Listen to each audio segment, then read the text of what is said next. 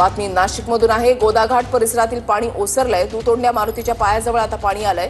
गंगापूर धरणातून पाण्याचा विसर्ग कमी करण्यात आलेला आहे। नाशिकमध्ये रात्रीपासून पावसाची विश्रांती आणि आज उद्या ऑरेंज अलर्ट जारी करण्यात आलेला आहे। चंदन पूजाधिकारी आमचे प्रतिनिधी आमच्या सोबत आहेत। अधिक माहिती जाणून घेणार आहोत। चंदन, पाणी ओसरू लागलेलं आहे। दुतोंड्या मारुतीच्या कमरेपर्यंत काल पाणी होतं, आज पायापर्यंत आहे।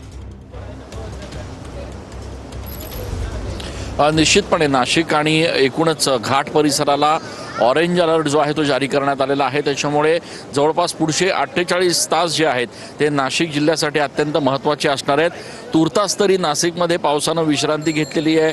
गंगापूर धरणातनं पाणी पूर्णपणे थांबवण्यात आलेलं आहे, कमी करण्यात आलेला आहे पाण्याचा विसर्ग, आणि त्यामुळे एकूणच या सगळ्या परिस्थितीमध्ये आता गोदाघाट परिसरात देखील पाण्याची पातळी कमी झालेली आहे। दुतोंड्या मारुती जिथे आपण बघितलं काल कमरेपर्यंत पाणी होतं, आज पायापर्यंत पाणी या ठिकाणी आलेलं आहे। यासोबतच जे गोदाघाट परिसरातले छोटे मोठे मंदिरं आहेत ते देखील आता पाण्याच्या बाहेर आल्याचं दृश्य जे आहे ते बघायला मिळतंय। एकूणच या सगळ्या परिस्थितीमध्ये खरं तर गोदाघाट परिसरामध्ये सध्या साफ स्वच्छता जी आहे ती केली जाते। कर्मचाऱ्यांच्या वतीनं जी घाण वाहून आलेली असते गोदावरीमध्ये ती या ठिकाणी बाजूला करण्याचं काम सध्या सुरू आहे। मात्र एक महत्त्वाची गोष्ट लक्षात घेतली पाहिजे की ऑरेंज अलर्ट अद्यापही पुढच्या 48 तासांसाठी आहे।